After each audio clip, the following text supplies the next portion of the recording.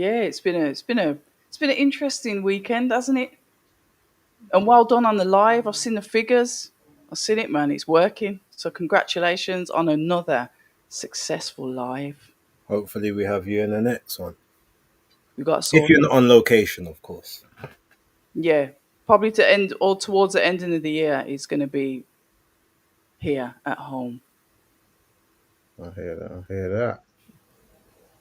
Right, Danny. Well, look, set us off because I know you've got everything lined up and ready to go from last weekend. Yes. So last weekend just gone. So I say, ladies and gentlemen, inside we had a clash of shows. One of a couple coming up this month, but yes, we had. First of all, we'll start with the. Um, I think we should start with the BBC show. So Ben Shalom, boxer, newly signed to the BBC. The undercard portion was on BBC iPlayer. Um, I think is only right. We start with the main event. I think that's what everyone they want to get to first and foremost. And we had Jamie TKV. Sorry, we had Fraser Clark versus Jamie TKV for the British heavyweight title. Um, First one headlining for the first time in 20 years on the BBC. 25. And yeah, I think I feel well. Various people have various opinions on the fight. Some say it delivered. Some say it was, some have other opinions.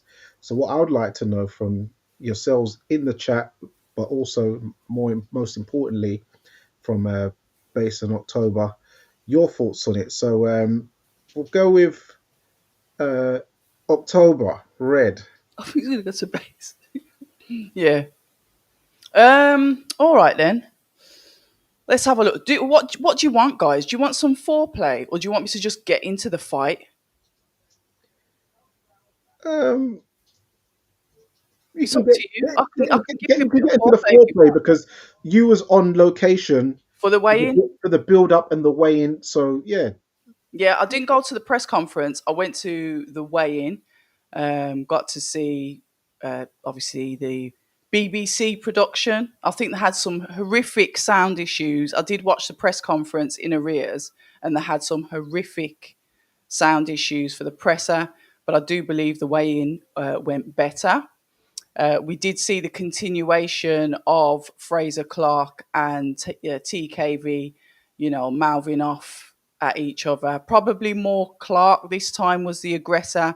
TKV seemed to calm down, tone it down when it comes to the back and forth towards this end. Had a more calm approach. He looked relaxed, where Fraser was sort of like marching up and down, speaking to people because it was a public weigh-in. So he was speaking to people, taking pictures with people, doing various interviews, etc. And obviously, that's when I got to speak to him. And those of you that watched the interview knew how that went. I did say that he was a bit wound up. He was just saying that's all part of the theatrics for the press conference, etc. But then we get into the fight. If you guys know the way that Jamie Takivi fights, and you sort of understand that if he gains control, the fight's going to go a certain way, then the fight wouldn't have been a surprise to you how it went. I think Jamie's more of a inside grappler kind of fight. We've heard several times that he comes from a wrestling family. He does like to do the inside work. However, he has also got a very good jab. To me, the jab didn't exist for either of them until TKV started to get comfortable after the first few rounds. But I think that may have been due to Fraser came out too quick, came out probably looking to get the knockout. There's a lot of pressure on him. He's come off, fair enough, he got the win with Tete, but he's come off a devastating loss with Fabio, who is Takivi's stablemate. It's his home area, it's his home fight. There's a lot of pressure there going into it. There's a lot of questions still.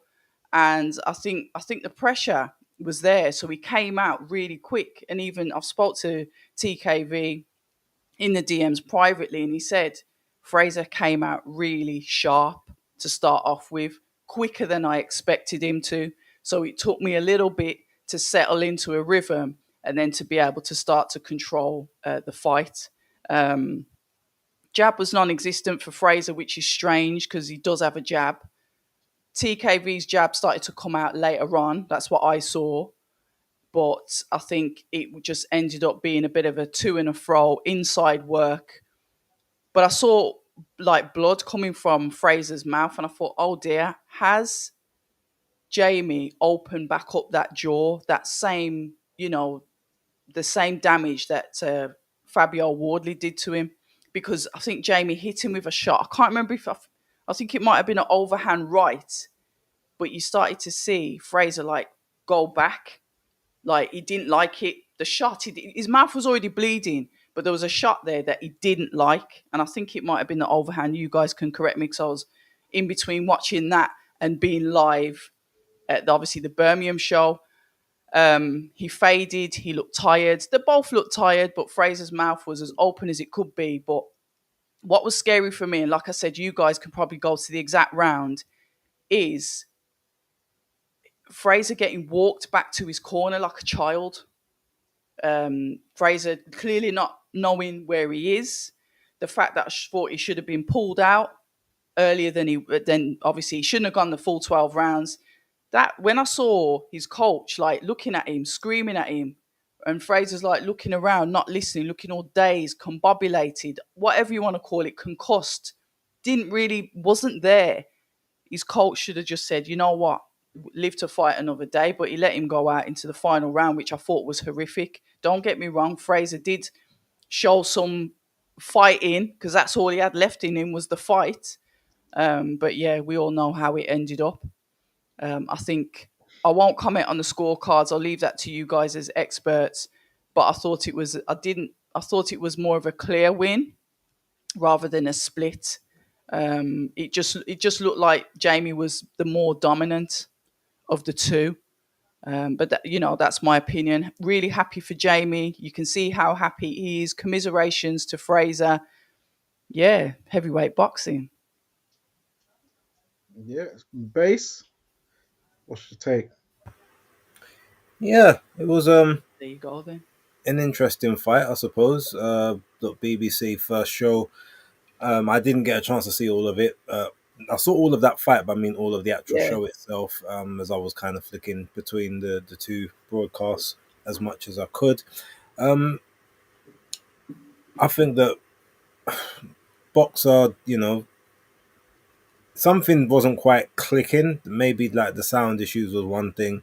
There's a few other little bits and pieces that just weren't really, I guess, right for the broadcast. But it was the first one, so you can always kind of give it grace. Although they should by now kind of have those kinks and stuff worked out. Although I remember Eddie Hearn and Frank Warren saying something about BBC were going around asking for production help and stuff. So maybe they've got a new crew. They're just still learning the ropes.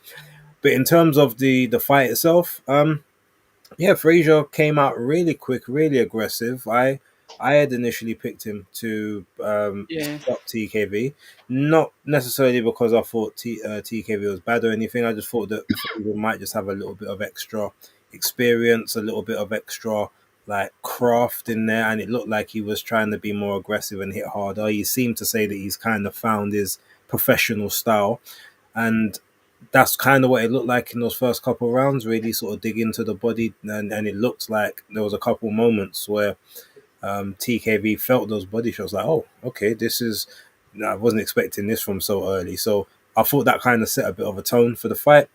But then ultimately, after about 3 or 4 rounds of doing some good work and like using his considerable leg muscles to try and push TKV back towards the ropes and sort of lean on him, just inexplicably gas tank went, and from there it was basically just swimming upstream for the rest of the fight. He kept trying to spam the lead uppercut from both the lead and the backhand position, which are I understood why he tried to do it a couple times, but it's almost like he was just sort of overselling the same thing, and then it just became like a law of diminishing returns. TKV was doing really well on the inside, being very messy at times. Loads of forearms, loads of framing, sometimes using the palm of the glove to try and get a bit of separation, being a bit dirty, but investing some good work to the body. Frazier couldn't handle it. Like I said, Gas Tank just kind of fell off a cliff, and ultimately rounds 9, 10. He looked bad from round 4. 9, 10, he looked like a shell of himself. Round 11 looked like shockingly bad from all sorts of perspective. And round 10, round 12, so I don't even know how he managed to survive that, if I'm honest. But he seemed to find some life from somewhere. But at the end of the day, it was a clear victory for TKV. Congratulations to him. North London, stand up. Tottenham guy did what he needed to do. And he proved a lot of the detractors wrong. I guess he tried to get some credit put on his name, although you'll find various people in the media who didn't want to give him any credit. Less said about them, the better. And ultimately, he's now achieved something that, Frazier hasn't in 3 attempts.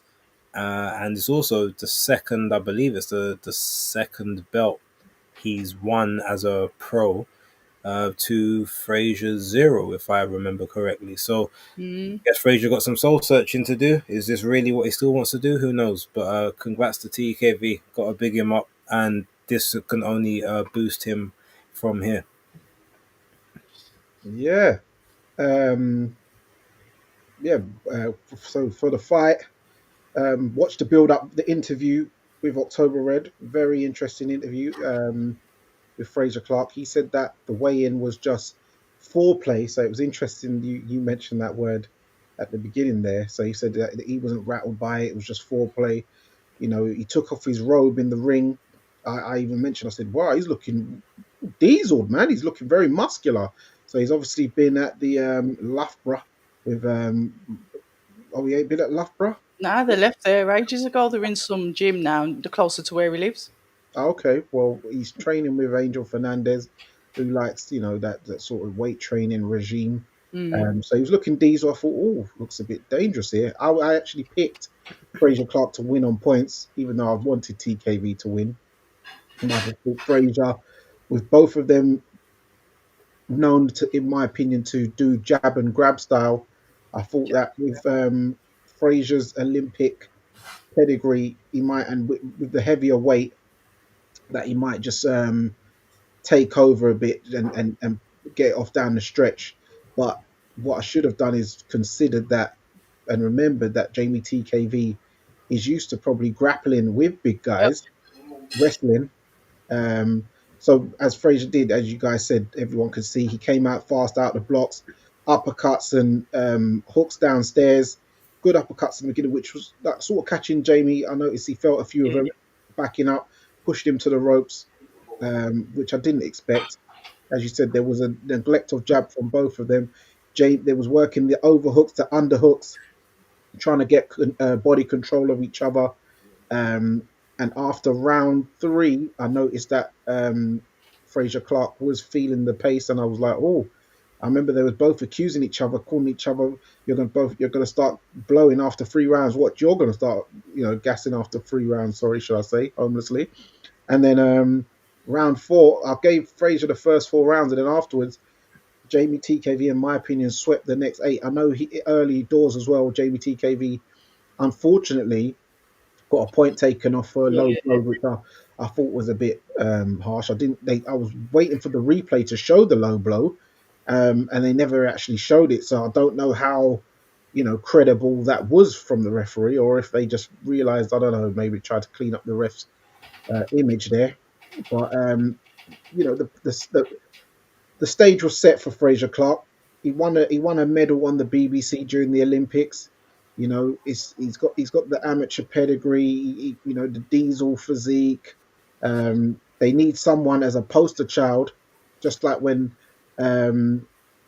what's their names? Hennessy Sports was on Channel 5. So but TKV, he started working the body, left hooks. They started finding a home upstairs. I know the commentator Ronald McIntosh had quite a few He puns. was insane. Yeah. But they always say in it, a fat person could always cuss a fat person the best in it. So a bald Beats, person, sorry, one second. Beats, it's in your Twitter DM. Yeah, sorry, carry on. yeah, or a bald person could always find the best bald jokes. And Ron McIntosh had some loads of puns going on over there about Frazier being bald and the punches landing, etc., etc. Round 11, I said that at the time. I thought that that could have been scored a 10-8 round. I know that it's a championship fight and it was only one more round to go afterwards, but I personally think the corner should have pulled him out. Yeah. He was trying to bounce on his feet for a couple of the rounds, um 9, 10, 11, trying to find some blood flow into his legs, but it just wasn't there. He was on rubbery. It started getting very dangerous in there for him, the way he was shipping lefts and rights. um Neurologically, it's not going to be good for him. And Jamie TKV even said that some kind of injury happened to Frazier, but he didn't want to get into it. He said maybe Frazier will talk about it afterwards. Um, and then, yeah, I had it 115, 112. I know one of the judges did. I don't know how. Steve Gray had it the other way. He's going to have to. Surely he needs investigating, but boy, he probably won't because the right man won at the end of the day. And I believe that TKV has won the British heavyweight title in the least amount of fights. I think it was. I think Oh, he's only had 9, hasn't he, or yeah, something? he's Is done that his 10th fight? That was his 10th. Yeah. yeah he's done he's got some he's done some record because he was going to do it in the last one, which he felt that he was defending his belt this time around anyway, as he got hard done by. But he still managed to do it one fight later, and I believe he's got the record for that as well. Um, Yeah, good so point. yeah, what we've said our opinions on the fight. Um, Base, where do both men go from here, in your opinion? What next? Not sure, to be honest. I mean, TKV's talking about a potential Dave Allen fight, which is the fight they wanted before the call got made for the British. So I could see that fight. I think that's a fight that both guys believe they could win quite conclusively. So it's definitely a fight TKV would have. I don't think he's going to worry about any sides of the street talk or I'm a BBC fighter now rather than I'm a DAZN fighter or anything like that. I'm sure they'll just pay the good money. He said that as long as there's a good fights around, they'll keep he'll defend the title. Otherwise, he'll look for other opportunities. As for Frazier, don't know. Whatever he chooses to do, good luck to him. Hmm. Mm. October. So I've seen some people have said that they feel that Frazier needs to knock it on the head. Some say, including TKV, says that Frazier should carry on and should not be disheartened by the result. What's your take on how the media's reacted to Frazier Clark losing at the third attempt for the British title, and where do you think he should go? And TKV also. TKV, I'll start with the winner. Like I said, I'm extremely happy for him because I've been there when he's always treated like he's not really worth much. If I can say that, I've been there. I spoke to him. We did an Instagram live before he had his debut, before he started fighting with Boxer, and he was sort of like the guy that was there, that was the heavyweight to just fill a gap. He wasn't really treated, in my opinion, with any real respect. Mm-hmm. So even though it's Fraser, and Fraser's cool and that, when you just believe that someone should like really get his accolades for winning, I've got to say bless up to Jamie TKV, because he's a little bit of a dark horse. We saw the way that he got in there with Adelaide. We saw that he was winning the fight until he got obviously KO'd. But we know that he's skilled enough. So what I'd like to see him do, and obviously it's up to him, is to go and get the most amount of money that he can for whatever fight that suits him. Obviously, it's the Dave Allen fight that will bring the money. So I guess he's going to go for that, because why shouldn't he? He's been the underdog for too long. So let him, as I said to him, mate, hey, while the sun shines, go and make your money. I think he should fight Solomon Dakers as well. That's if he doesn't fight Allen, or if he fights Allen and still wants to go at it, because Dakers come off a win with Serenko. So I think when it comes to the maths, and not box rec maths, just maths, I think Dakers is in a good position to fight him. Them two have got history. They've had a bit of online warring. They've fought in the amateurs. There's something there for that as well. But I do appreciate when TKV saying, you know what, Alan, because that's the doll fight, isn't it? Whoever's going to house it, whatever. I just hope Jamie gets paid, because he deserves his nice paydays in the sun. In regards to Fraser, up to him. I didn't like the look of what happened. I didn't like the fact that I thought his coach was dangerous, letting him go back out. Because like you said, I spoke to Solomon yesterday, and we was having a chat before we started the interview when he was training, and he was saying that when you're at that stage in the fight, all your fluids have gone out your system. So you're extremely dehydrated at that point. And you're not really reloading the amount of liquids that you're sweating out your system from the excess work, the punching, everything. And he goes, it's dangerous at that point when you're that dehydrated to still be getting hit in the head. So that's from a fighter that's been in the ring and has been knocked out himself, or has gone the distance in fights. So he says all of those things, especially dehydration, that you have to look into. So I was saying, I wonder if his medical advisor, when he had his jaw wired up or whatever surgery he said, I wonder if he was advised that if this goes again, you can't, that's it for you. But those are conversations that I could probably have with Fraser or somebody else. He'll probably jump on TalkSport first and give them the scoop. He's going to do what he wants. I just hope he looks after his health. We've seen Chris Eubank Jr. on having an operation or whatever he was having done today under anaesthetic and whatever.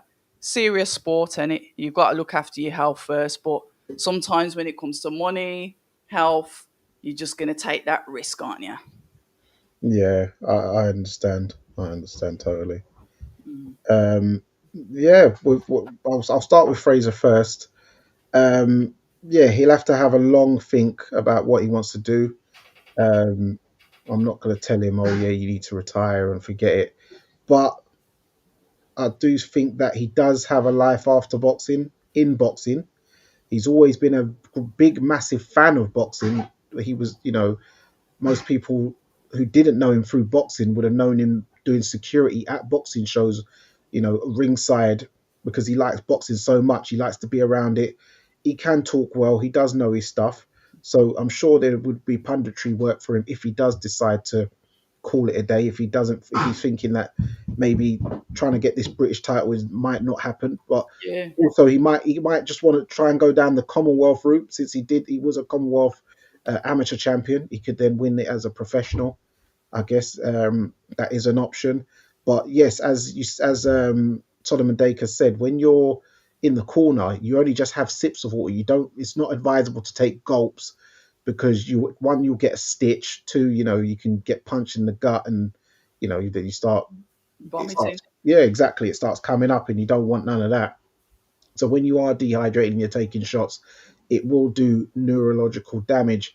And one thing I did notice is during your interview with Fraser, I remember there was a point where he had two drinks. He had a cup of tea or coffee, and he had like this, I don't know if it was a fizzy drink or water. And the way he was trying to drink the water, it looked like he was having difficulty. Serious? Yeah, to get to the straw. It looked like I was thinking he looks a bit, I don't know if he's kind of, that's signs of punchiness. Is it? Yeah. The way he was trying to, because he had the mic in one hand, he was trying to balance. I don't know. I couldn't. Yeah, because he did have a mic in one hand. He's trying to get the straw to sip the drink. Yeah, it just didn't look good though. Optic wise, I was too busy arguing. Yeah, but and then with Jamie TKV, as you said, he's been a dark horse. He's Yeah. been thrown in these matches, um, in 50-50 fights a few times now. Like on paper, they've been 50-50. But Mm. even when you're talking about when even with Michael Webster, Frank Ignatius, and what he does, he just wears you down and breaks you down, and takes over with his will and his grit. Yes, he's not a big puncher, but he has got good technique and torque in his shots. And for a big guy, he does whip them in. Yeah, he So does. yeah, so he's done very well, and he was the underdog in this fight. He had to endure some, I would call it, cultural stereotypes, which he came back well from, because he was being accused of being a thug and Oh, throwing up gang not signs. just him. Yeah, throwing up gang signs and being a thug. Not just Um, him, no, any. I remember I got accused of having a miserable face, screw face, this, that, blah. yeah, Oh, so you weren't yeah, on his own there. yeah. Fraser. I don't know. I don't know if he's got an issue, if he's got little complexes where you might think people look a certain way or behave a certain way due to his opinions or people he may have knocked about with growing up. Um, but he does need to reconsider how he comes across, because it does look a bit Uncle Ruckusy, I must say. So he does need to be careful of that. But TKV, well done to him. He was on Talksport. He was happy as Larry, showing his black eye. But that's the, No, yeah. the marks of war, and he's very happy, and I'm so happy for him. And yeah, big up Tottenham, the North London Massive, and yeah, TMD. So then also, did any of you manage to catch any of the undercard at all on the BBC? I did watch the Kadua fight. I watched it back Highlights. yesterday. I think I watched the entire thing. I wanted to actually see how. Obviously, it was a big night for Tunde as well as Joel Kadua, especially considering everything that's kind of gone on over the last Yeah. week or so, last week and a bit. Well, to be honest, probably the last couple of years. I'm gonna see if I'm still blocked. Yes. And do you know, it was. I don't want to say this because it's going to sound like I'm actually trying to compare or that I'm giving him the same credence, but I was looking at Kadura in the fight and all I could see was. Okay, let me not say that. Like, he definitely has influence of that Mayweather gym, even though he's not from there. He's probably never boxed in there, but I was just looking at his style, the way he was trying to sort of move around the ring Mm. in the first couple of rounds mainly. And I could just see that, okay, that's definitely who he's kind of been tailored after. Um, Initially, I was concerned by the fact that he was going for, he was looking to do that Philly show with a guy that's taller than him. Probably, maybe he was a little bit shorter in terms of his actual reach and that, but in terms of height and everything, he's taller, and that's one thing. You're not supposed to Philly show with someone that's, someone that's actually taller than you. You're supposed to be the taller fighter to do something like that. But he was very good at body punching. He kind of had a bit of he reminded me a little bit of how Shakur Stevenson's been sort of working to the body recently in his fights, and I think that for him is tactical because the body gives less resistance than the head does, and with the brittle hands, it probably is easier to put in hard shots to the body than it is to the head. So I felt like that's what he was doing a lot in the fight, and he did. He gave some really good some good counters. He managed to sort of slip and ride some stuff. He did take a few punches a bit too clean for my liking, so there's a lot of defensive Yeah, me lapses too. in there. Mm. And with someone that's got an 11-0 record with 2 KOs similar to you, you can maybe get away with those lapses. But if you start moving up the levels with guys, that actually do have that knockout power, the stopping power, you got to be a lot more switched on. But in terms of the fight, like he did well. It was the English title, I believe, for the English Royal title, and I did predict that he would get the victory. So congrats to him.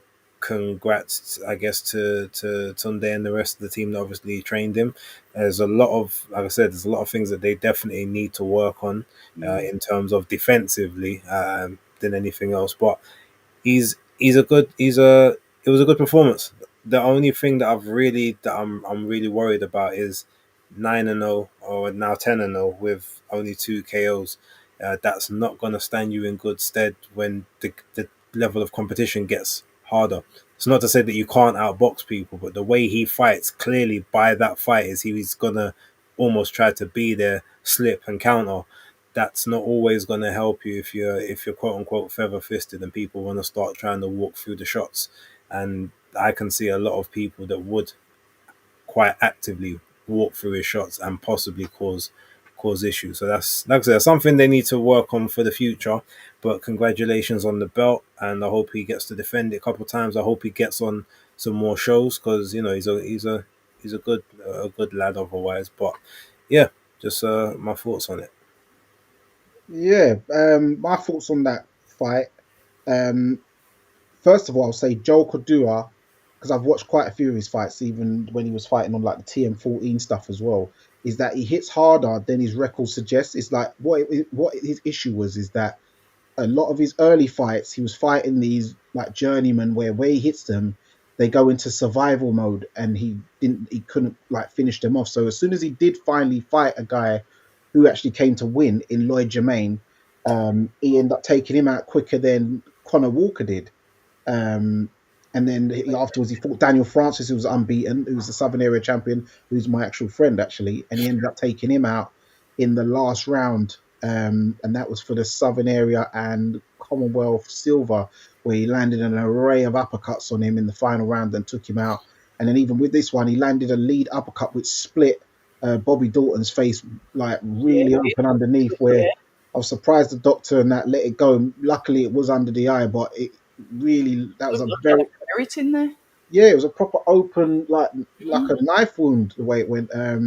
So Bobby Dalton did well, and his cutman did very well to get that, under control. It was really swollen as well, like a golf ball as well with the cut. So that was a bad injury. But yeah, I can see Joel. He does need to tighten up the defense a bit. He gets hit a bit too much for the Philly shell. But his offensive attacks, he's got good stamina. And he's won the Southern Area, Commonwealth Silver, and now English title. So he's going through the traditional route as a welterweight. So it's good to see, with Tunde, he's come back with a win, and maybe he's going to do things differently with Joel. Maybe he's done it we're trying one way, and now he's trying something else with Joel, and Joel can go through the traditional route, go through English now, maybe defend it, and then go for the British and so forth, so forth, and so forth. If that's he's able to do that. But yes, welcome Boxing Beats and Rhymes to the chat. To the channel, to the panel. To the channel, to the panel. What's going on? What's going on? Same bits. You guys Yes. talking? Yeah. So we'll go back a little bit. Your fellow Tottenham TMD man, Yeah. TKB, Man, that's Fraser Clark, your North Star man, them. Beach, you got interference behind you. It sounds like you're in a storm. Oh no! It's probably it's the traffic. I don't know how that's picking it up. Is it really bad? No, it's not terrible. Yeah, it sounds better now. Yeah. Yeah, it's not too bad.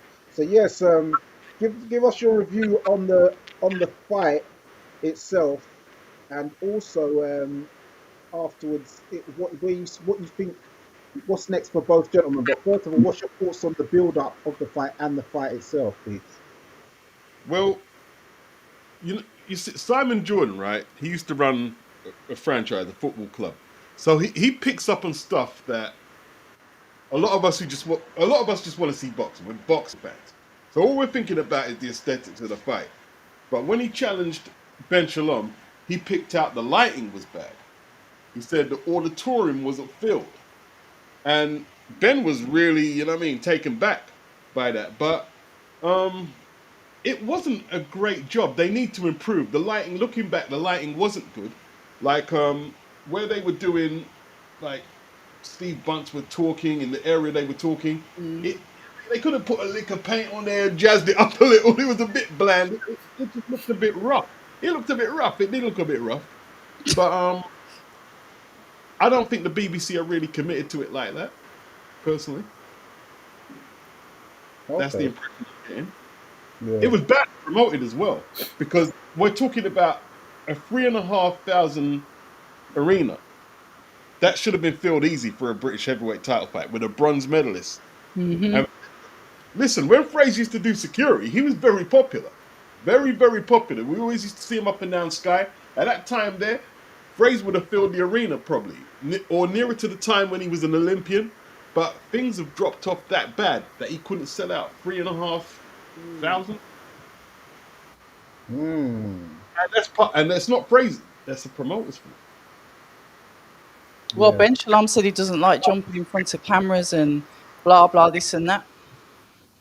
Well, Eddie does it. Oh, thank God, that's better. Yeah. Eddie Hearn does it. That's the thing, right? And like Eddie's more successful. Like that. If your job is to be a promoter, that means you've got to make yourself look stupid at times. It's called the P.T. Barnum theory. You've got to do whatever it takes to sell the show. That's his job.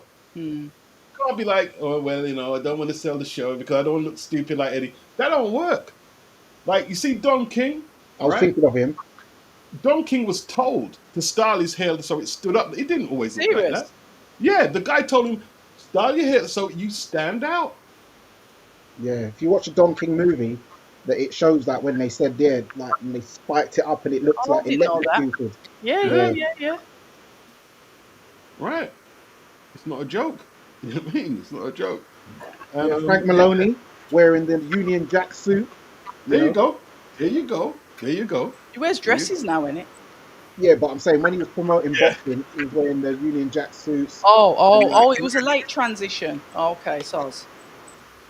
Yeah. But Don King, waving the flags only in America. You've got to be big and bold. Even Frank Warren, I know he's more conservative with it, but when he does get in front of the camera, he gives you the shoulders, he gives you the, Yeah, he's stab charismatic. him, and he starts going in. And even so, now he's getting a bit older, he'll just throw a man like Dev Sani out there to do it for him now. Oh, yeah. That's what it's all about. If you can't sell the show, then why would I go to you to promote me? I want to go to the guy who's not scared to make himself look silly. That's what I want to go to. You know what I mean? But each to his own. Each to his own. Like a lot of the fighters over there are basically in anonymity. You've got really talented. Like you look at Lauren Price. Look at some of Lauren Price's performances. Yeah. Tell me she deserves to be with a promoter like that. Yeah. It's not fair. It's not fair. Yeah. What's happened to Caroline. What's happened to Caroline? Well, Inactive. The last time I saw both of them, what was it? When me and you base was at the Royal Albert Hall, right? that was. Oh dear. Yeah. Yeah, that's a long time ago. Not good. Not good.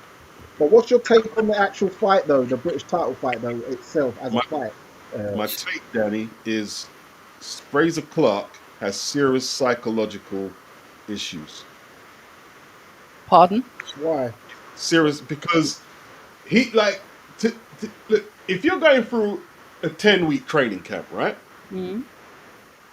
You're not going to get tired after 6 minutes. I don't believe that. There's just no way. No way you're going to get tired after 6 minutes. It's got to be something up there, yeah? Because everyone's saying, oh, he blew himself up. He threw punches for a few minutes. So what? Right? It's up there, man. And some of it could be attributed to what happened to Fabio. He's come back too quick at too high a level. He probably needed, blowing away Tete probably doesn't get rid of that psychological carryover. He probably needed a few more before he started going up to British title level. Probably needed a few more. You know what I mean? Because he was in charge. I said, Fraser looks good, man. He was pushing my guy up and punching, and he was looking good. He looked assertive, and something clicked up because it's not like he got hit with a big shot, and then the fight turned around. He just switched off. He stopped using the jab. He was using the jab really, and then he just stopped using it. He's got to go and address what he needs to address. He can't retire like that. There's no way he can retire. You know what I mean? Because he hasn't fulfilled nowhere near what he was supposed to as an Olympic bronze medalist. If you go and look at Fraser's amateur record, he's fought everybody. More or less, yeah. Yeah. Can't retire. He's got to come back. But how he goes about it, I don't know. Jamie is the total opposite. He is the pillar of mental strength, because you can see by the body he's not shredded, right? He doesn't have a particularly fast jab. He's not a lead puncher or anything like that. But mentally, he's very tough, because he himself, we've got to remember, when he lost to David Adelaide, he was on the floor and he was hurt pretty bad. So you think, well, maybe he hasn't recovered from that, but no, he just went straight in, all business, and won the title. Like the Cinderella Man, basically. He wasn't supposed to win the title. Yeah. He's not supposed to be champion, but he is. Yeah. But I will say that I do think that Jamie TKV does have a fast, crisp jab. I think he's good. Yeah, he's got a good jab. And good feints as well, because he'll go like he's going to hit you to the head, but then he goes down to the body and switches it up quite good. I like his jab. I've always said that. Level changes. He did use the jab better against Adelaide than he did against. But that's because Fraser didn't use his. He didn't need to use it. He just started. He hit him with that right uppercut so many times. It was ridiculous. What Face was saying, yeah. Yeah, he did it like it was a closing down sale going on. Yeah. And like Angel Fernandez, I can't blame him. It's like Fraser's 270. He's got huge legs. He's because he's not one of them 270 guys who had to push weights to get there. He's just a big, naturally big dude. He should be making way more of his physical gifts than he is, and that's got to be something up there. It's got to be something up there. You know what I mean? Yeah. But maybe just because you can be naturally big, but it doesn't mean you're naturally strong. And also, your diet is also a key factor. You know, if you're not eating yam and banana and you're on the egg and chips, you're not going to be as strong as you need to be. Do you know what I mean? So what are you saying? Fraser's eating the He doesn't strike me as a yam and banana kind of guy. That might be a bit too aggressive or food for him, you know. Yeah. He needs to go fix that up, innit? That might be thug food, you know. Dog food, yeah. So, Get Auntie Red to go around there, cook him up some food. yeah. It's sad because everybody likes the dude, right? And let's get it right. Ben Shalom and the BBC wanted Fraser Clark to win. Yeah, no Because doubt. it's a business. It's a business. He's the more marketable guy, and it's tough for Ben because there's not really much more franchise players than that. Because Fraser is in rehabilitation now. I don't know if he gets through it, to be honest. Yeah, well, we'll move on to the second show because there was only two shows to really talk about. October Red, he was in Birmingham. Birmingham. Was it in the World Resorts? It was near it, but it was in NEC. Yeah, the NEC. That's it. Oh, okay, the original place. Okay. My town, I don't even know where it was. Yeah, it was over there somewhere. Down Dessau. So it was Around in Dessau, yeah. in the NEC arena.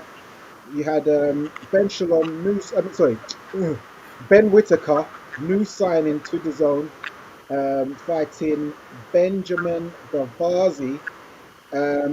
So you was on site. So let us know and the people know. What was it like inside the NEC arena? What was the atmosphere like? Us being in there during the build up, and then when it comes to the main event, and then talk us through the whole sequence of events while she was there, please. Yeah, good press hours there at the presser. It's to me that I didn't know who this Ben Gavazi was, which was always like, who is he? So whatever. I'm not a purist. I'm not a pugilist. I didn't know who he was. So I presumed that obviously they'd bought someone in, the Mike Tyson effect, credible records, to look good on paper for him to obviously go and do the job on. The kid was really happy to be there. On the evening, I will say that the space filled up quickly. As you know, in the beginning, unless it's like a Misfits fights where there's like 5,000 kids, it's not going to fill up straight away. But it did fill up reasonably quickly, as obviously you had Aaron Bowen that sold like what it was, it 700 tickets or whatever. So a great ticket seller. It was a an intimate venue, not small, but intimate. Um, Ben obviously, as he likes to put on a show with his walkout. He's a showman. Brought out Dizzy Rascal. Everyone just went absolutely wild, as you know, for the ring walks. You could see the nervousness kicking in with his opponent, like yikes, here we go. And it just didn't take long for him to get settled in. His punch selection was great. He looked sharp. He looked strong. He looked nice on his feet as well, which he does. I saw that he was a little bit tempted to potentially do a little bit of showboating, but he never. He pulled himself back, locked in, and then just got his opponent out of there. Round one, knocked him down early, and then just finished him. Geezers on his back. Didn't even know what day it was, and that's all she wrote. What I will say is that Ben seems to have changed his tune a little bit. I don't know if he's had a little bit of a media training, a whisper in his ear, because I did mention to Eddie, look, what's next for him? He's a silver medalist. The usual spiel that everyone's been saying. When is he going to have these kind of more challenging fights? And basically, Eddie said, we're going to manage him. We're going to manage him and let him develop the way we want him to, develop. And we'll see what happens. We'll see where it goes next. I mean, congratulations to him. Commiserations that his house gets burgled while he's winning his WBC silver, which, whatever, just get them indoor cameras in. And, but yeah, on to the next with him. But even when you ask him, I remember when I interviewed him before his debut, he was like, yeah, I want Dan Aziz. I'm ready for that now. And that passion for him to, it was just, it's been toned down. It's like, yeah, I'm going to take a mature approach. I'm focusing on me. I'm going to whatever, leave it to my team, blah, blah, blah, and see what happens with him after that. So yeah, it was what was expected. He can knock people out. He's knocked people down before. I think he suits Andy Lee. Good for him. He's gone there now. He's away from home, away from his creature comforts. His brother still does his S&C. So yeah, good for him, onwards and upwards. But I definitely want to see a challenge, and I'm going to see if the promotional companies are going to fold to what the public are saying, or they're going to continuously give him these potentially easier fights to build his record. Even though Eddie said that, look, the Richards, the Aziz, the this, the that is potentially one more fight away. Take him out to America, bring him back, and then it's going to be showtime. So we'll see what happens there.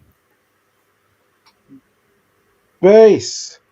Well, whilst I was watching the post-fight interview of Jamie TKV in the ring during the watch along, you switched over to DAZN and caught all of the fight before I had a chance to actually see even the final shot. So yeah, talk us through how you saw. Did you manage to see the ring entrance? I'm sure you did see the ring entrance and all that as well. But No, I actually didn't. I had to go back and watch it earlier on today. The part I saw was just after he had his name announced and they was taking off the rope, and then going into the middle to get the pre-fight instructions. So yeah, I literally switched over at just the right moment, and it was what it needed to be. I didn't have any sort of preconceived notions of what was going to take place. Like, yes, I thought Ben would win. Yes, I thought he'd score a knockout. I didn't care if he scored a knockout in the first round or the 11th or the 12th. It's just I wasn't sure if what the fight was supposed to be, like whether it was supposed to be the quote unquote coming out party for DAZN, or if it was supposed to be, all right, he's been out of the ring for a while, let's get in some rounds now, and then in the next fight, that's where we're going to sort of maybe step up and look for something more like something a bit more credible or a bit more well known to this to the audience before sort of using the last two fights of the year in 2026 to be like the bigger fights. Um, but I mean, look, Ben was definitely on a I'm not getting paid for overtime flex. He was definitely on his Silver Surfer flex, like no mercy, like the I'm the herald, the maker is coming and the inevitable is here. You might as well just I might as well take you out of your misery now. That's literally the way he performed. Um, there's a couple moments where it looked like maybe he wanted to not even so much showboat, but just just do a little something just to show that Yeah. I am a level above you, and he did to a degree, but he kept it very sort of composed, very mature, and that was something that I was gonna wonder about sort of Ben in terms of his career moving forward, because one of the things that people keep saying at the moment is that he's 28 now, got to kind of get a move on and whatnot.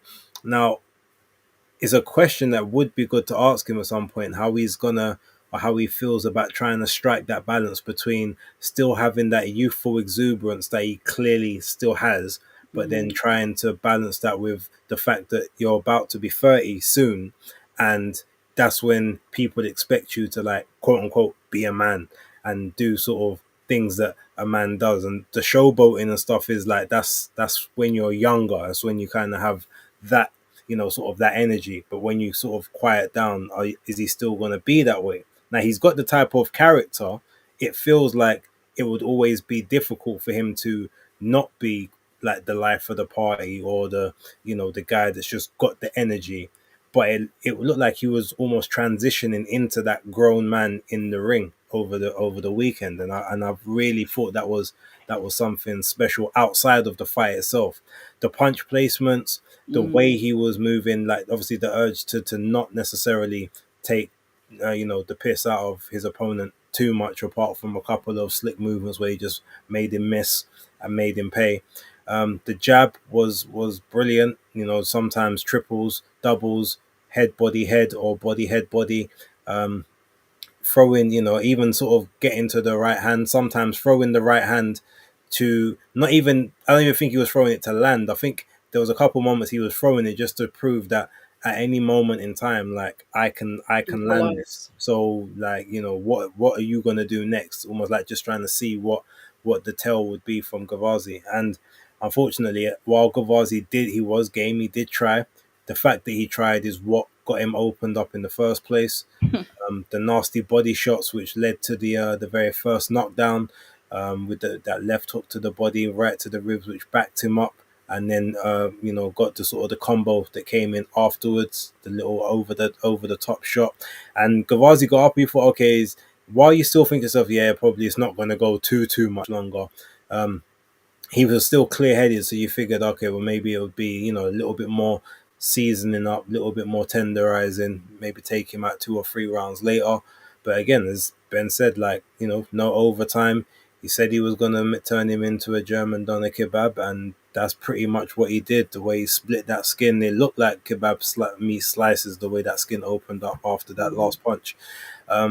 It was just, yeah, just that brilliant left hook to the big right hook. The way that he dropped it was it was an insane punch. It's definitely going to be in contention for knockout of the year. I know recency bias may have a lot of people looking at it more favorable than some others. When my video comes out in a few weeks time, I'm going to remind people of some of the really, really nasty ones from this year. But brilliant performance. Yes, it was against someone that was like many levels below, or at least a couple. But I guess when you have that, the only thing you can do is just take them out in the first or the second round. So you just show, okay, yeah, cool, they weren't on my level, but this is what happens when you're not. So the same thing that happened with Jaron Ennis in his fight, whether people thought Lima was a tough opponent or not, when the level's that low, you just got to do what you got to do. He did it. No overtime. People got to go home early. Probably got to go to the pub before they closed. So I'm sure they were pretty happy. Congrats to Ben. Obviously really good post fight interview as well. I just think he's him and his he's a really good guy. Like inside the ring, outside the ring, whether he has that villain persona by, you know, the people that don't necessarily like the showboating or whatnot. Um, yeah, he is. You can tell that he's a humble guy from humble beginnings, as much as he might be, you know, a little bit fly and flashy at times. Yeah, comes from good stock. You know, good family unit. Good mum, good dad. Like, congrats to him, and let's see what he does and see where they bring him out. It would have been interesting for them to bring him onto maybe a show next month or something, just as an additional, you know, get him out again because it was one round. But I know they said he's gonna be out again in February, so yeah, wait and see. I've already got my ideas of who they're probably gonna match him with when if they do go to America, but talk about that afterwards. Interesting. Yes, so shout out Aaron Daly, much appreciated for the super chat. He says all my favorite YouTubers all in one place, so much appreciated, man. So yeah, Beats. I'm sure you saw the fight. Let us let us know what your take on the fight of Ben Whitaker and yeah, on his development. What did you think of the performance? The thing is, yeah, is like showboating is just as a legitimate part of a fighter's arsenal as conventional boxing, because it's instinctive. If it's not instinctive to you, you won't do it, right? Boxing is about trying to con your opponent. I mean, like, you've got to psychologically outthink them. You can't just go in there like a caveman. And a lot of times we see people showboating and you think, oh, you're just really flashy. No, they're just as nervous as the other guy. But you know what I mean? You've got to mask it. There's different ways to mask it. Showboating is one way to mask it. And I don't think a lot of people in Britain have caught on to it. That it's just a part of boxing. It's a part of boxing. And if you're good at it, yes, it can help you stand out amongst your peers. But I don't have no issue with him showboating as long as he's producing. The only thing, if I was Andy Lee, I'd be concerned: are you goofing off training? You eating like processed foods and junk food in between? If you're doing that, then it's a bother. But let him showboat. He's a young dude boxing in his prime, right? The way it is for someone like Ben Whitaker, he sees things that other fighters don't see. So he can't just box like a regular dude. It just wouldn't work for him. It just wouldn't work.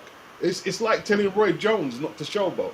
You know what I mean? Like the time he put his hands behind his back and knocked out Glenn Kelly. You're like, well, how did you do that? Because he's Roy Jones. Mhm. You know what I mean? It's all about the individual. Nassim Hamid used to do it. The press used to go crazy when he used to showboat. But Nassim, like, he had them thunderbolts in his hand. And listen, if Bren's producing knockouts like that, they can say what they want. Because at the end of the day, we're not going in the ring.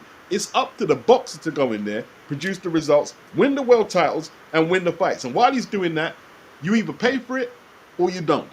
It's as simple as that. It's as simple as that. The boxers take all. When it goes bad for the boxer, they have to take all the liability and the stick from everybody. So when it goes well, let them do what they're doing. That's the way I see it. And that performance was flawless. It was flawless. Yeah, And yeah. speed for a guy that size. You don't Mhm. see that. You really he's about 6'3", isn't it? Yeah. Yeah. His Six. hand and eye coordination is stupid. Yeah, he's quite tall actually. Yeah, 6'3" or 6'4", isn't he? Yeah, he's Yeah, got yeah, have hands that fast at that height there. It's crazy. Like, Mm. not being funny. At times he did look a bit like Tommy Hearns in there. That version what I saw on Saturday, and I'm not saying he beat anyone incredible because he didn't, but just on the eye test, you're thinking, whoa, his focus looked different when he come to the ring and everything. So far so good. Obviously we need to see the more serious tests, but I don't think no one at British level can live with him. I saw that kid sparring a long time ago against Felix Cash, right? And at the time, Felix Cash was quite useful. And I know it's a different. He made Felix look stupid. Absolutely. I was like, what's going on? He was playing with him like a kid, literally. yeah. There was a reason why he did that to him and posted it up. He told me, but yeah, That was it was an impressive display of boxing there. What he did with Peters Cash. So we'll see. It's still early days. He's only had 11 fights. We don't know if he can take one on the chin. We don't know if he can fight inside. We don't know a lot of stuff. But there's a lot more people going to get knocked out. I tell you that now. And they're gonna, if Andy Lee's teaching him to fight like that, there's a few more people who are going to get knocked out. I'm telling you. Because people are saying it's only Gavazi. Let me tell you this now.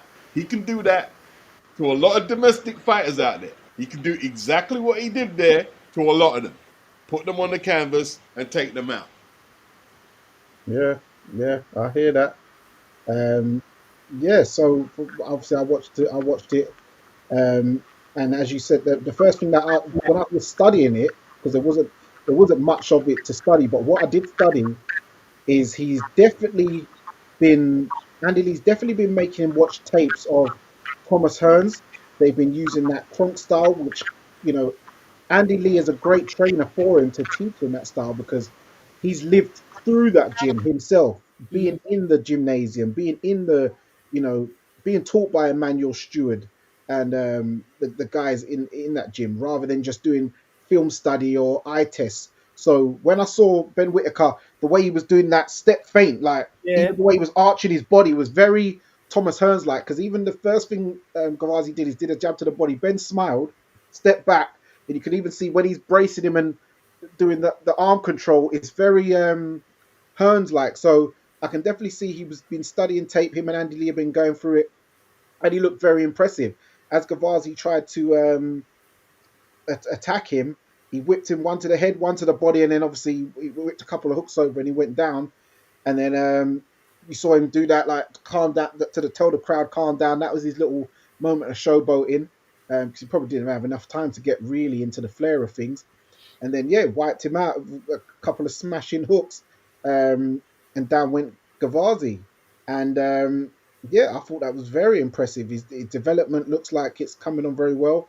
The entrance looked very good. You know, you got Dizzy Rascal. I know we saw 50 Cent the other week, so that one can't be top. But if you're talking about British, you have Dizzy Rascal coming out in an Averex jacket, very nostalgic. You know, good entrance music. He looked very, and even the shorts, the gloves, the robe, it looked very American-esque. Like you can definitely see he's going to be marketed very well. And another thing I noticed is that, and I was saying that usually British fighters, when they're fighting for like WBC trinket belts or even the real version, they don't normally wear the WBC t-shirt and hat. That's normally a thing I noticed they do out in the Americas to the fight. Straight away, they slap the hat on, they slap the t-shirt on. But with Ben Whitaker, it's like they must have sent a representative over from the WBC. Straight away, bam, the hat, the t-shirt, and he's parading it around. So it looked like he was watching a show in America. That's Eddie Hearn. But yeah, and he's done That's Eddie Hearn. Yep, and Eddie Hearn, you know, even the post-fight interview in the ring, Eddie Hearn, you know, really doing the Eddie salesman, fast car Eddie, and Ben Whitaker's there standing there rubbing his chin, nodding, thinking, this is what I've wanted all along. Remember this promo video? I don't think people are looking out for me, and he's getting that promo he's always wanted. He's wanted someone to boost him like to the masses, to the rafters, and Eddie Hearn was doing just that.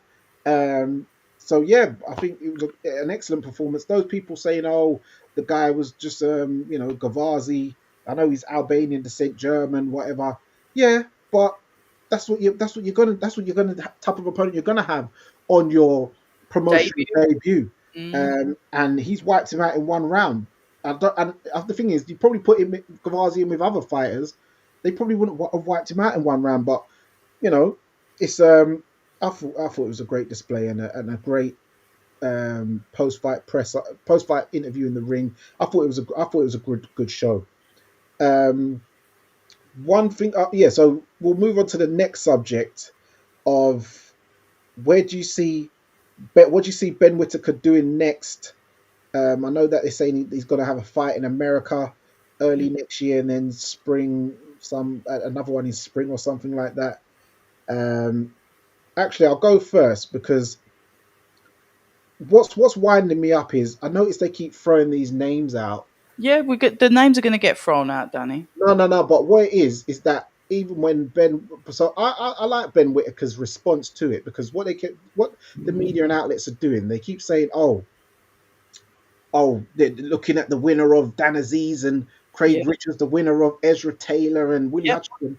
I'm thinking, okay, he's had 11 fights. When did these guys become food serving platters for Ben Whitaker all of a sudden? And then yet, what I noticed is they don't mention, obviously I wouldn't expect them to mention Callum Smith, so bar him. But they say, maybe Buatsi Yard, but then actually take a step down, and then we'll go with like Dan Aziz, Craig Richards. Like, where is this based on what? Where is this all coming from? Like, because it's like, I don't know. It just seems a bit disrespectful the way the media are doing that. Which media? It's loads of them. It's loads of them. I can't even name you. It's one in particular. And when Ben Whitaker got asked that question, he said a good response. And because I don't think Eddie or Ben is looking at a Craig or Dan Aziz, even though Ben did say he thinks he can take Dan Aziz after 10 fights. But Eddie Hearn said we've got to be very careful with him. We can't make it go wrong. We've got to do things correctly. Ben Whitaker said that these guys are calling me out because they want me now, but I'm here developing my craft. I'm going my own lane because when I do develop my craft, it's going to be game over. So he's not looking at these guys, but maybe someone's told him that people are calling him out. Well, British fighters, I should say, because we know one American fighter did, but we're talking about the British guys. No British guys have actually called him out, apart from that Gradus Kraus, who had a spectacular knockout on the Dutch GBM show on the same day. But where is this all coming from? What do you October? What do you think? I asked Eddie about potential fights for him next, and the reason why I asked that because I remember when Galal turned pro as a medalist, Galal Yafai, beg your pardon, he went for the silver WBC as his debut in a 10-rounder. And I understand, yes, there's a discrepancy, it's different in weight, etc., etc. But I do think when you've got that Olympic pedigree, you should be pushed.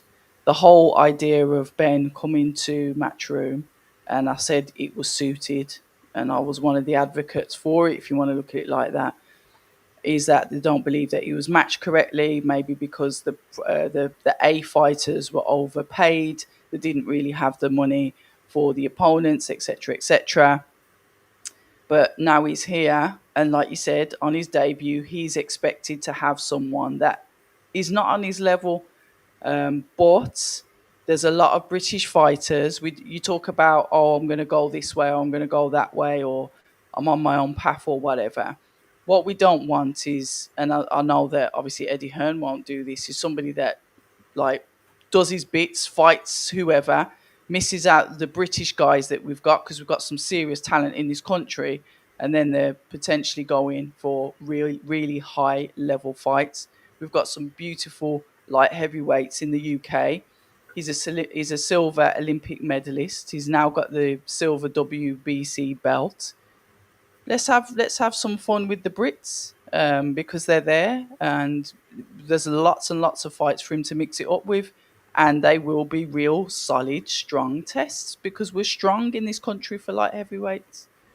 When it comes to different levels of the British fighters, I'll leave that to the experts. I just see the British fighters in like this bubble.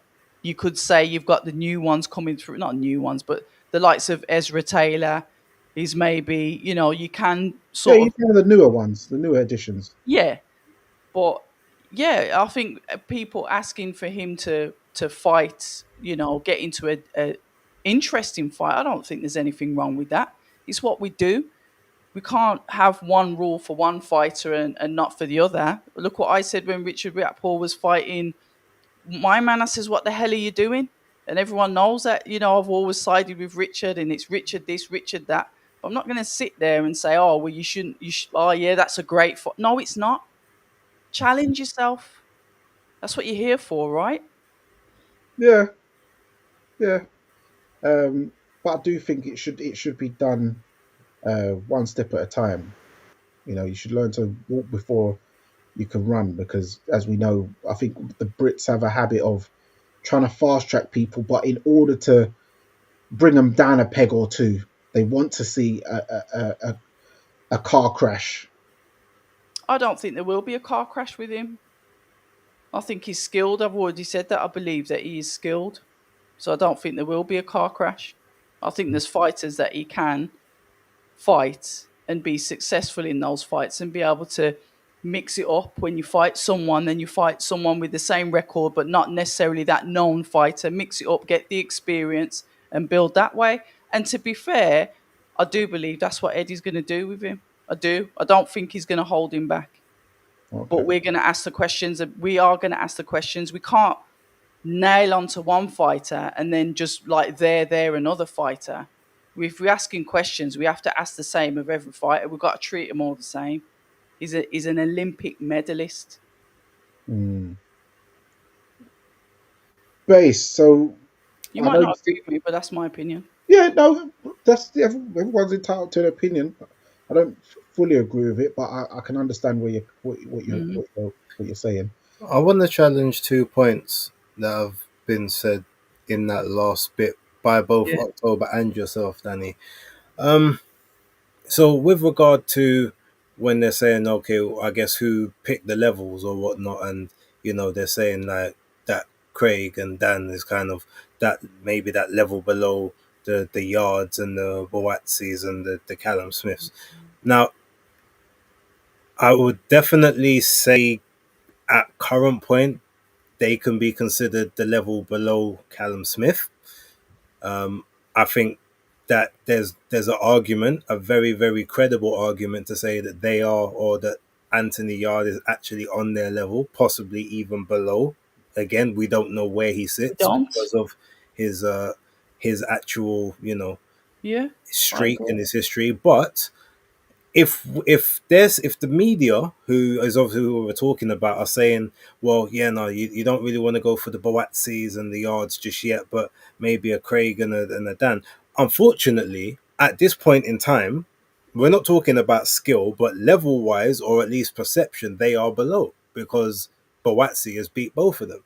So he has to be a level above on that in that alone.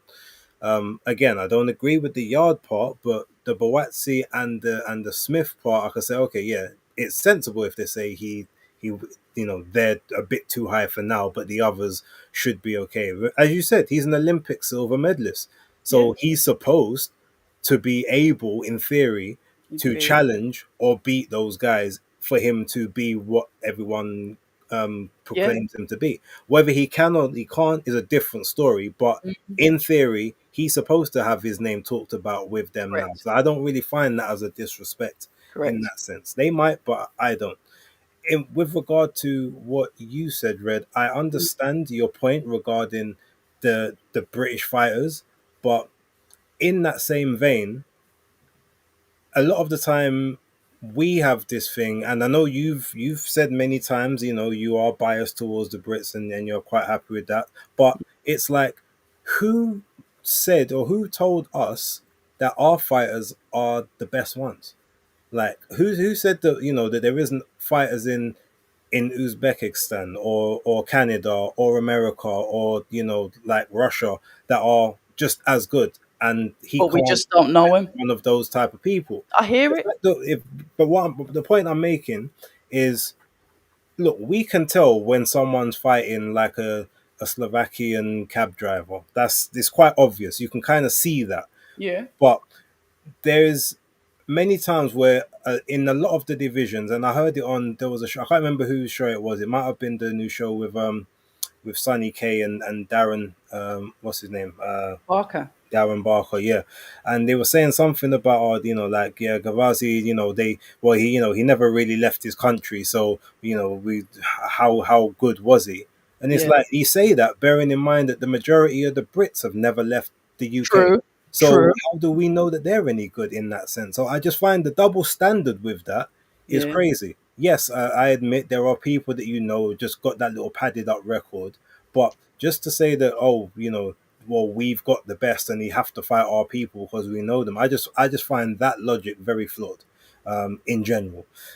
In terms of who he should fight next, or who I believe he's going to fight next, if I put my assessment hat on, There's a guy in America at the moment, light heavyweight, American. He's about the same age as Ben. He's about 28.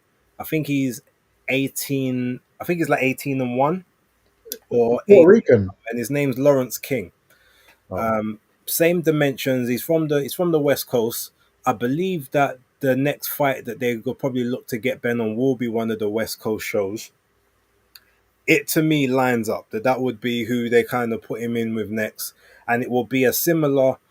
He's he's probably better than Gavazi, but like not by a huge amount. But it could be the opportunity to get the same, the same moment, the viral moment in the States, as opposed to like over here that's gone viral, but then over there to a slightly higher audience.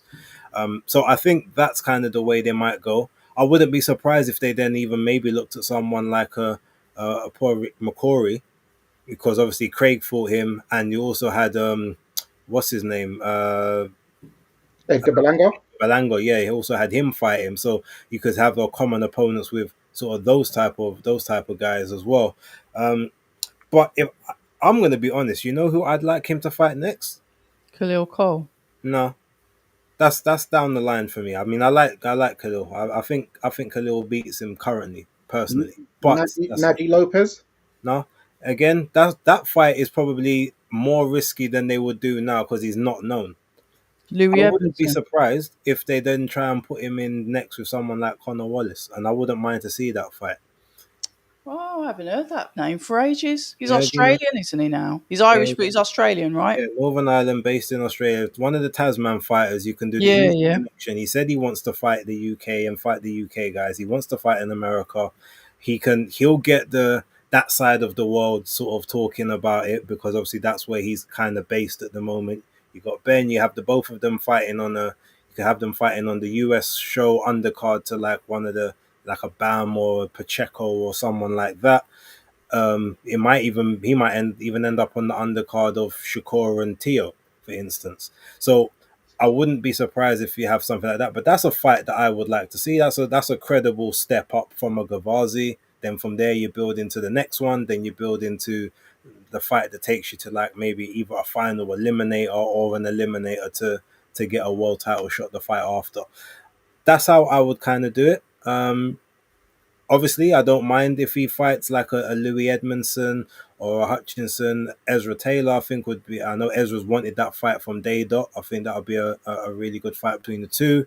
Um, whether it ends up being Craig or Dan or Joshua or any of the others that we have over here, no issue, no problem. I just don't necessarily want to have the narrative that, oh, well, this guy's never fought outside his country, so how do we know he's any good, when that same criticism can be levied to our guys as well. Yeah, or Lyndon as Looking well, at the because he hasn't ranking, been mentioned. I'm looking Yeah, at Lyndon as well. I'm looking at the light heavyweights. It's very British dominant. So I think what I will say to Base's comment is my ignorance in not looking at fighters outside the country and seeing the plethora of talent that I think that we've got in the UK, which is why I said it. Yeah. So Beats, what avenue and route would you like to see Ben going, and where do you think Eddie will take him?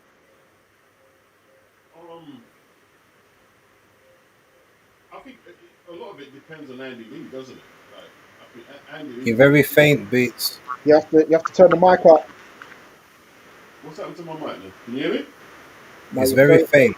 very far away. That's good. Fix the settings. Sorry about that. Might have your hands free on, I think. Oh, one sec. One sec.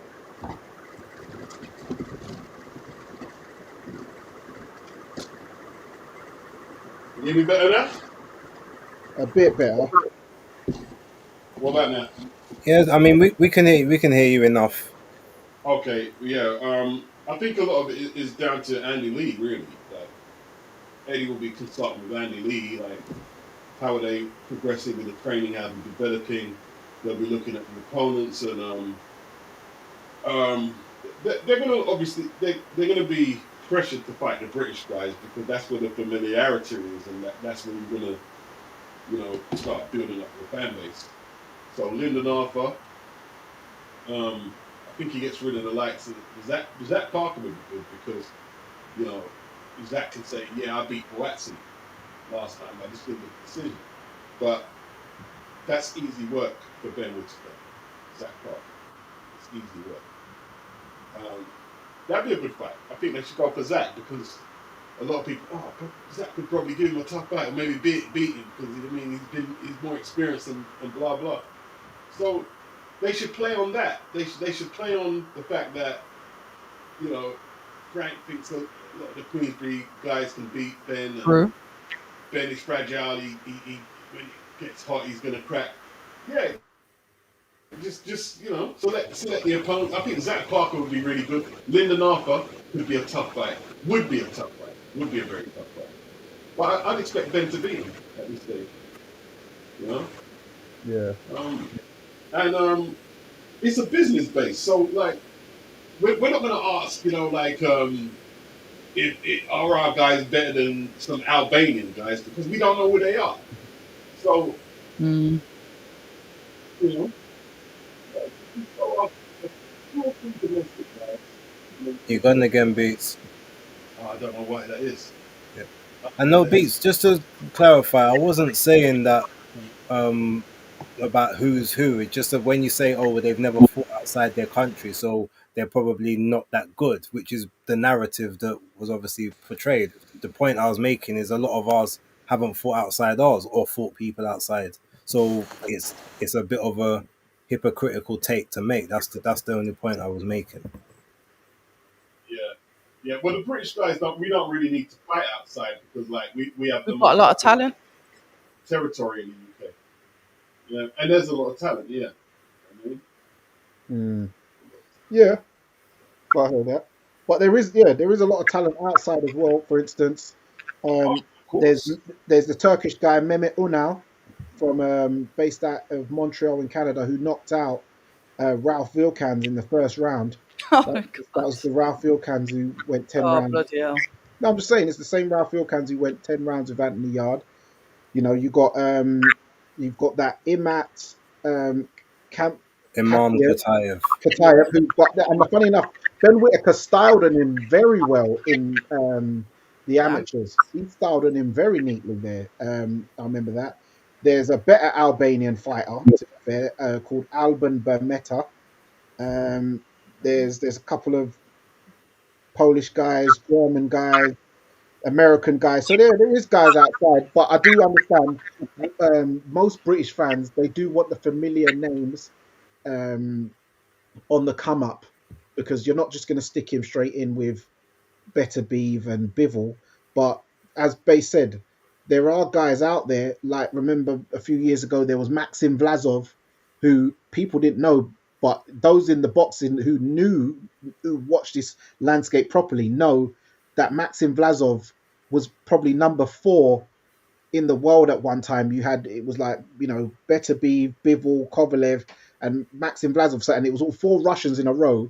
Hence, I think someone maybe gave Boatsi some sound advice to maybe not reschedule that fight when he did pull out with an injury. So there's always those danger men. There's guys like that Elida Alvarez, who the Colombian puncher from a few years ago as well. There's guys always on the landscape. You've got to be who are very good fighters, and you have to be wary of, and who do end up winning world titles and European titles and things like that. And you know, there's Robin Krasniqi. I think that would be a good fight for Ben Whitaker because the British public know him, you know, from many years ago, and he's still going strong. So yeah, I think there's quite a few routes. But in America, I know some people's thinking Galagos. I think that's a bit risky because of the way he fights. I think someone like, even though he did beat Galagos in the rematch, I think Khalil Cole would be more suited to Ben style-wise, which would make him look good. But yeah, there's guys, as you said, base Lawrence King. There's that Dion Nicholson, who just he was meant to fight on that ring 4 card against Better Beeve, but that fight fell through. I still don't know exactly what happened there. They said that Better Beeve's team pulled out, so there's guys like him as well. So yeah, Ben, he's got options. He's got very good options out there. What they need to do is just keep him busy. Don't give the public time to do the matchmaking. Just keep them busy. You know, good variation of opponents, get the skill set up, and when it's time, Jennifer Belts, make it, you know. And you know, he's inevitably going to have to fight some top opposition. So there's nowhere to hide from him. Just keep him busy, and like they need to really get him back out. I would say by March, no, February, February, get him back out by February. Yeah, I think they will do in February. As he said, he wants to enjoy his pigs in blankets, so it'll take January to cut the weight down or whatever and get back in the gym, and then he should be probably out in February because one round blowout, you shouldn't really be taking 4 months for your next fight, in my opinion. Not when you're 28 years old. You To know. be honest, he should have gone out in December, and then he could have enjoyed Christmas and then gone out again in March. That's what Bay said. Yeah. Yeah, it could have stuck him in a. Yeah, yeah, yeah. You're right. You're right. But it's all about the budget, innit? You don't know what budget they've got left for the year. I'm sure DAZN will find extra money for him for more viral moments and more reasons for people to subscribe to the platform.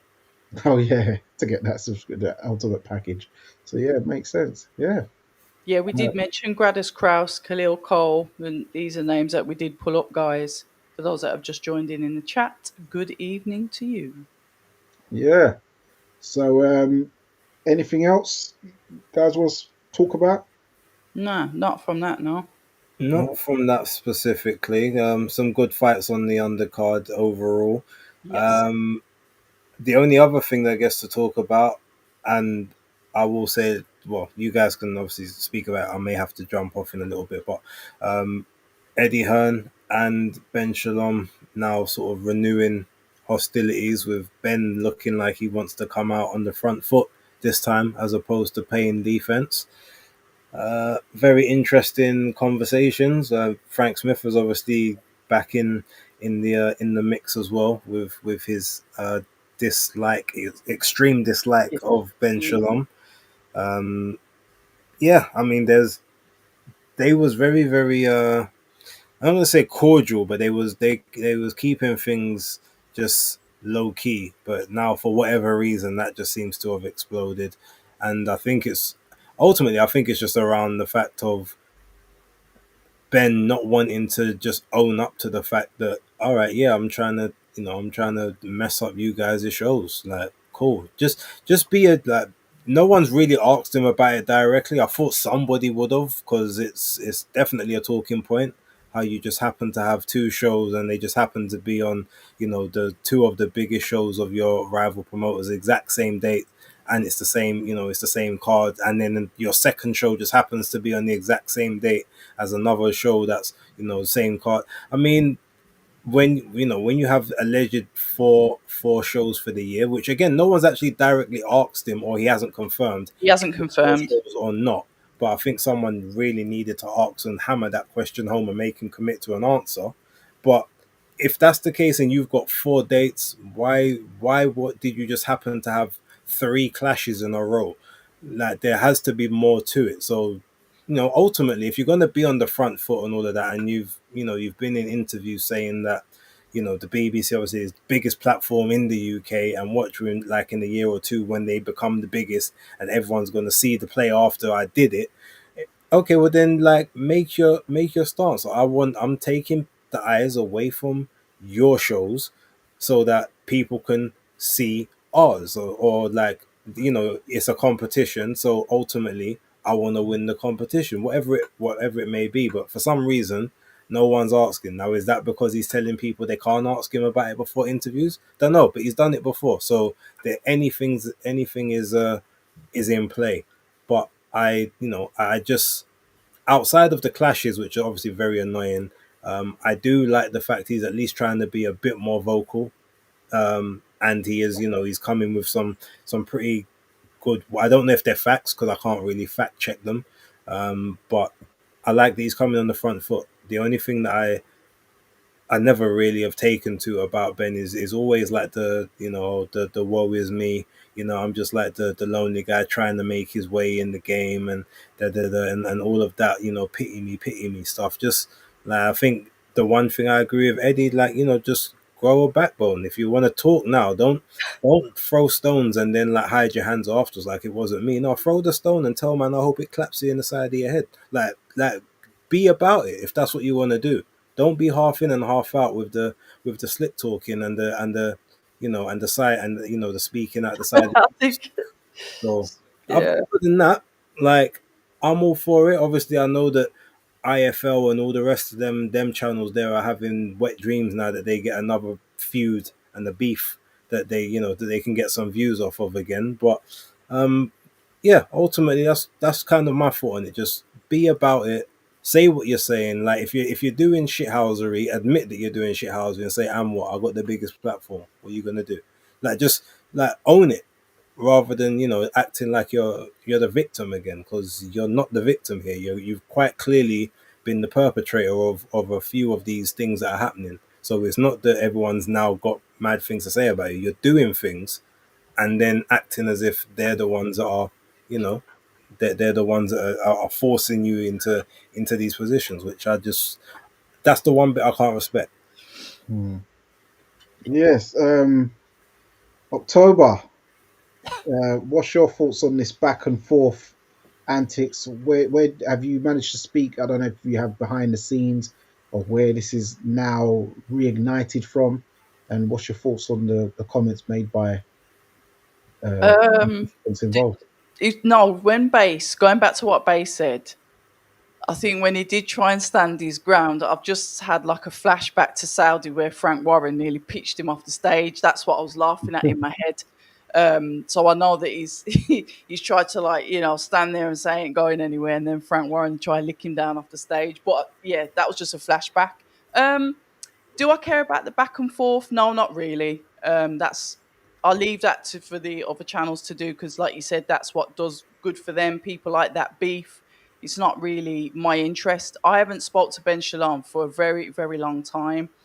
And to answer probably Base's questions, there's a lot of things that would have been missed out from my conversation with Ben, because there was so much to cover, because he was literally missing in action for how many months. So it's like I never go in there with a script. So it's whatever I believe are the top topics that I want to speak to him about, and it's never scripted and it's off the cuff. I know that he has been asked about the 4 shows. It wasn't me, and he's politically answered that he's not going to answer it. So yeah, you're right. That could be a question that's probed. I think he's doing a lot more media. They've had 2 media days in the last 2 weeks. He had one fight week last week. He's had another one today, and he's, you know, he's still going at it. And then you've got obviously Frank Smith going at it, Eddie Hearn calling him moaning minge. Yeah, so it's, yeah, whatever floats your boat. But I have hopefully got Frank Smith coming on this week and Ben Shalom this week on a online on a Zoom or whatever. So hopefully we'll be able to have a little bit of a catch up. And if there's any crossfire in it, there is. But I'll let them get on with it. I do agree with Base. Stand on what you said. Say, yeah, all right, then I'm taking you on head on. I think that's a brilliant idea. Willie, no, because Ben Shalom's sneaky with it. That's just the way he is. He's sneaky. He'll diss you, and he'll do it. He'll let the work do it, and he won't actually say that that's his intention when it's obvious that it is. So let him run it.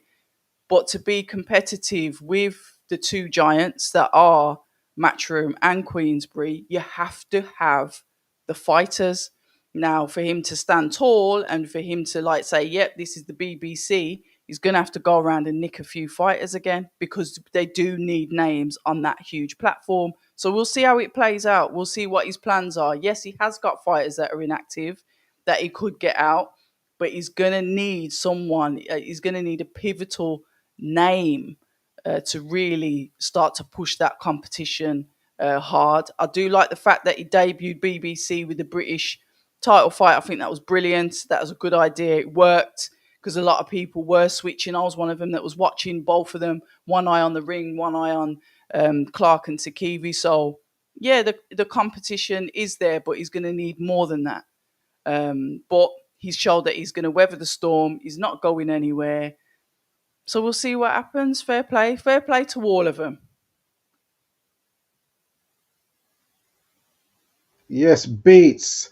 Have you managed to catch any of this back and forth? And what's your thoughts on this between Eddie and Ben and Well, Co?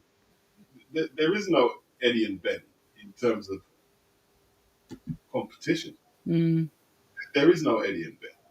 You know, like Billy Nelson, he can't get Martin Bacoli a fight on Boxer. The last couple of fights Martin's had have been arranged by Turki Al Sheikh.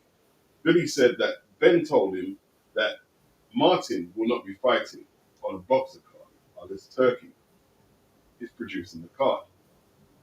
So Ben is out of his depth, woefully out of his depth. He's no better than Izzy. There's loads of promoters better than him. The Wassermans are better promoters. They're more charismatic. They're way better. It's not only Caddy's got that party boy thing, which I think might scare people off a little. But I'm not dying out though. you know, I just like you can't get your fighters out, bro. And like he's supposed to unveil another platform that is going to accommodate the fighters who can't get fights. So him going back and forth with Eddie is his last ditch attempt to hang on to some type of relevancy. Look, they're putting me in the same conversation as Eddie. Yeah, that's just to get views for their channel. That's all that is. They don't take you serious. They don't take you serious. You know, you could have set out a 3.5 arena with a British heavyweight title fight, man. Come on. You've got talents there like Martin Bacoli. Look, on his clock, right? On Ben Shalom's clock, Martin Bacoli took a fight with a world-ranked heavyweight with what? 1.5 days notice. And most of that was spent on a plane. Ben needs to sit down. He needs to sit down, son. It's a joke. He's the worst. I've watched boxing a long time in this country. He's by far the worst promoter by a country mile. It is what it is. Beats talking. Oh man. Absolutely horrible. A horrible promoter. How do you pull out on purse bids on the same? They had to get. Listen, his legacy is getting chucked off Sky. Sky, I haven't put on a boxing fight. They're scared to do boxing since he went. They're scared. They're literally scared to put Sky off boxing. How do you do that? Lord Jesus. Sky's been doing boxing since 1989. Jesus. That's when Mike Tyson beat Frank Bruno that year. Right, there you go. Right. And they're scared to do boxing now. Because it's a shambles. It's an absolute shambles. A lot of people don't want to hear it said like that. Oh, Ben, listen. Ben keeps talking like he got it out of the mud. Somebody told me on the D.L. Benuli that his rich parents gave him the money, the startup money to do boxing. And he's he's basically a wannabe Eddie Hearn. Who put himself in a position, he's way out of his depth. He's got no business at all, promoting anyone who is world ranked who has potential. He should be doing the Ultimate Boxer tournaments because that's the level he's at. It is what it is. Sometimes people are not built for things, and that's him. That is him. Well, he you know, I watched the interview he did with October, and he said that the way he was talking about is like he went into the relationship with Sky like Sky had just got out of a very abusive and bad relationship, Yeah, that's how we put and it. they're coming into and Ben's taking on that gal who's been scorned and done dirty by her ex-lover. So now she's coming with enough rules and regulations and stiff conditions if you want to get my love.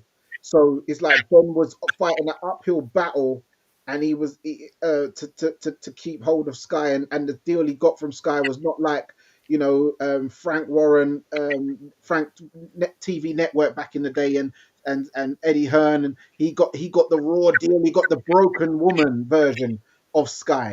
And he's also saying people think that because of my last name that I've got all these privileges and stuff. But Yeah, because I have said that about him online. I know, but I'm just saying this is what he said. I'm just quoting what I saw Mhm. from your interview, and I do highly recommend people go to October Red Media and go and watch that interview in full.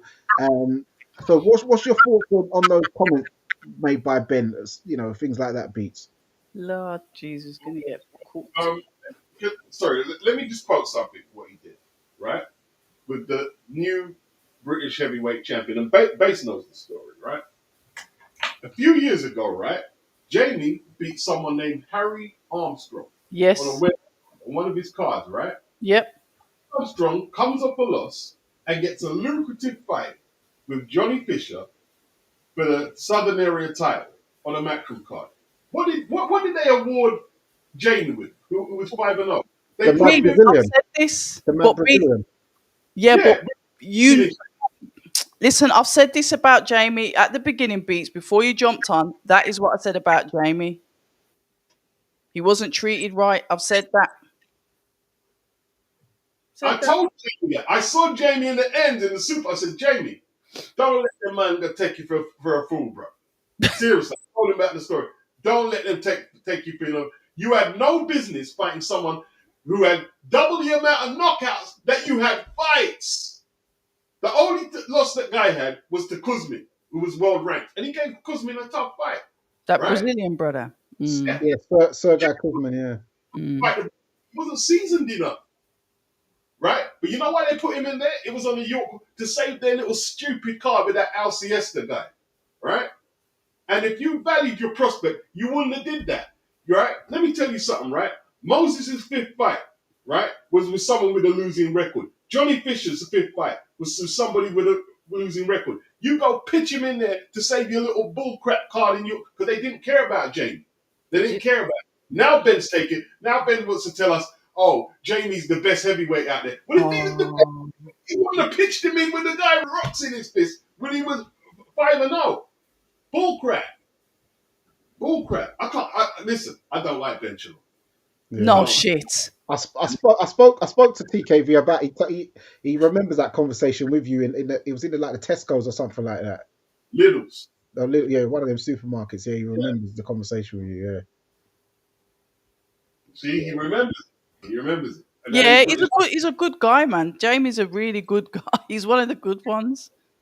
Yeah, he's one of the he's one of the man them. He's good. He's cool. and then he keeps saying that, oh, they're trying to blackball me out there. How did you walk straight into a Sky gig? Inexperienced.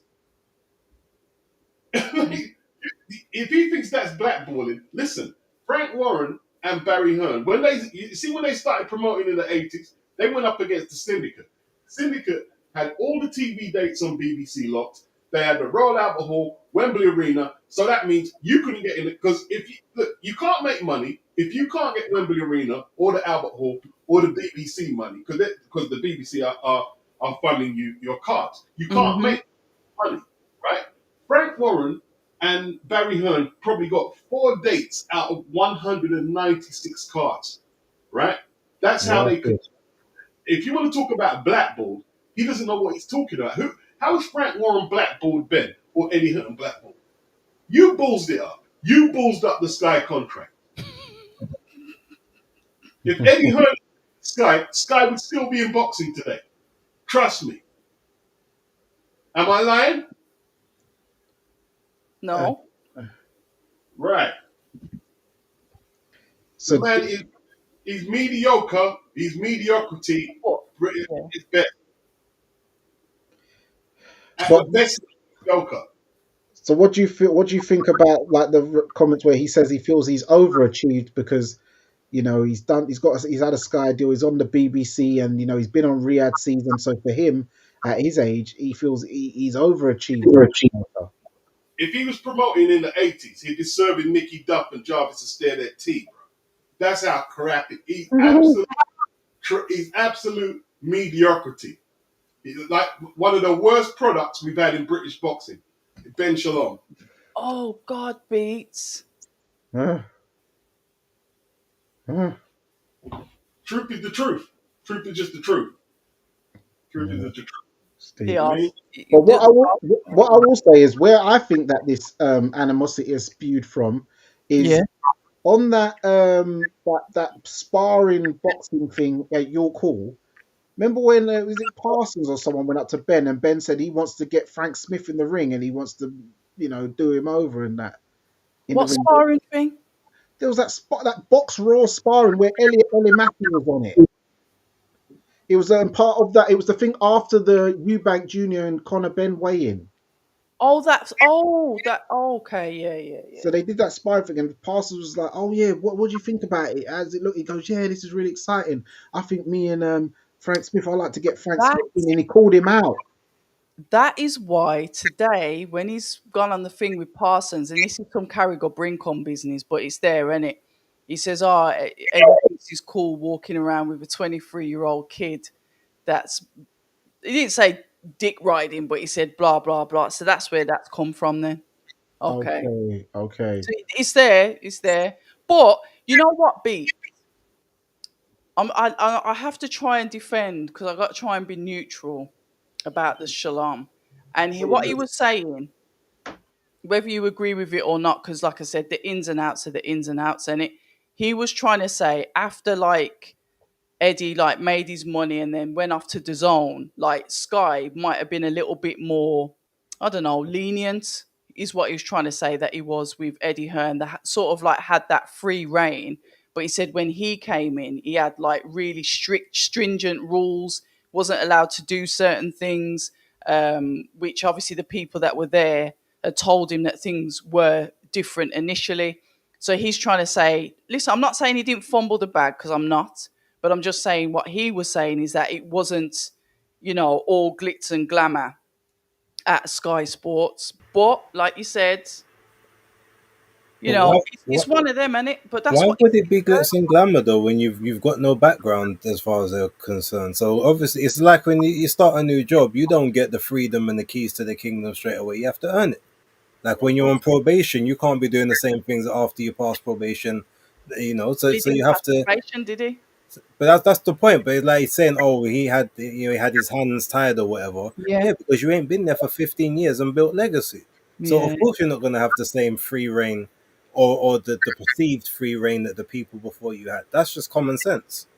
Sky threw him under the bus. They threw him under the bus, right? Because you can't come behind one of the most successful dad and son partnerships. Like you're talking like from the conception of Sky, 89, 90, the Hearn Mm. started. And then you're going to come behind Eddie Hearn. And then, like, they signed all people like Ben Whitaker, Fraser Clark, Lauren Price. They were all on their way to Matchroom. And they Yeah. broke the bank, gave him this guy. And, like, Ben it was too much for Ben. To be honest, right, I know I said a lot there, but it's too much for someone that young and inexperienced. It's too much. It's too much. You see, when Eddie was struggling, right, he could always go back to his old man. We could all go back to someone who came up with his old man, right? Mm. He didn't have that. You basically stranded, right?